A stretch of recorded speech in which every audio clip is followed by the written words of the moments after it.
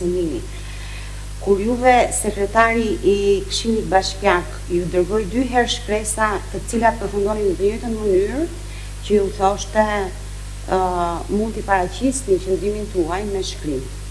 Ju nuk e paraqitët me shkrim se nuk kishit mundësi në ambientet e parabullimit, nuk e paraqitët me shkrim sepse menduat që procedura që ai ndoqi nuk ishte në përputhje me ligjin, apo nuk e paraqitët me shkrim sepse nuk kishit informacion për çfarë të jepin me shkrim.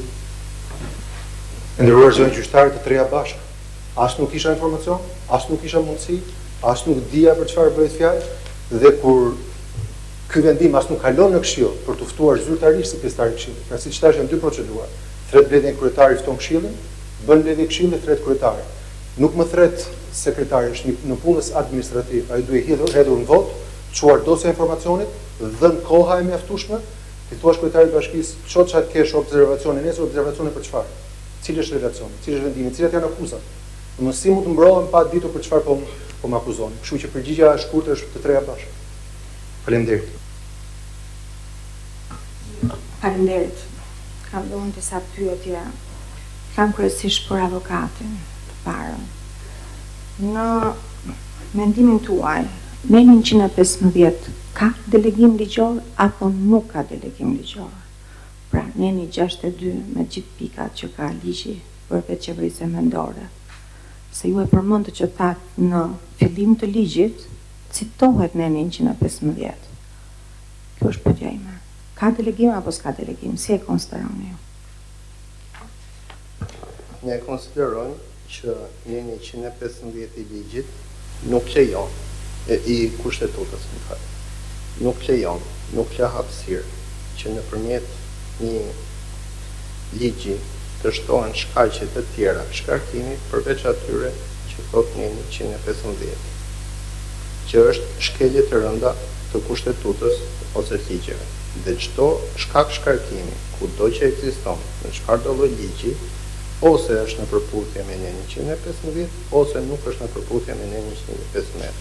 Dhe nëse nuk është në është antikushtetues. Por ne shikojmë mundësinë që është në përputhje me 115. Pra ne themi që në 115 nuk ka hapësirë. Kjo është përgjigjja. Pyetja ime është më konkrete, nderuar.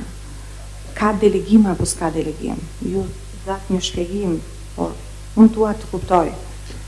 Ka delegim, e konsideroni që ka delegim, pra në 162 sa e përmendët në parashtrime, tha, edhe vetë ligji e ka të parashikuar lart. Po, i vetmi delegim që mund t'japi në 115 është që legjislatori të krijojë shkaqe shkarkimi në përputhje me këtë. Pra ka delegim për ju? Ka delegim, po që siç janë varianti B dhe C i 162 që ne mendojmë që janë detajime të termit shkelje rënd. Aja është e në 162 është motamo në 115. E kuptova. Mirë. Kam një pyetje tjetër për juve ose për kërkuesin vet. Thjesht për ta ndarë, me një përgjigje shumë të shkurtër, po ose jo. E konsideroni veten në mungesë, po në mungesë me arsye, apo e konsideroni veten që jeni duke ushtruar detyrën, ose keni qenë duke ushtruar detyrën, në kuptimin faktik?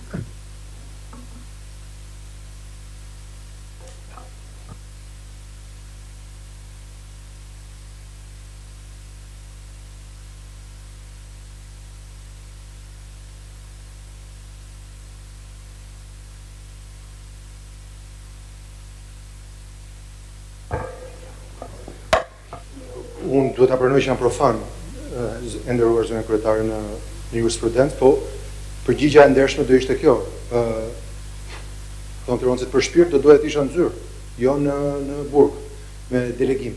Po për sa kohë që ligji dhe është e ligjshme delegimi i detyrës, Tiranës nuk i ka munguar as dhënia e ndërtimit, as pastrimi, as mbjellja, as eventet, kështu që për sa kohë që asnjë procedurë nuk është bllokuar për meje, kjo është për mua një mungesë me arsye.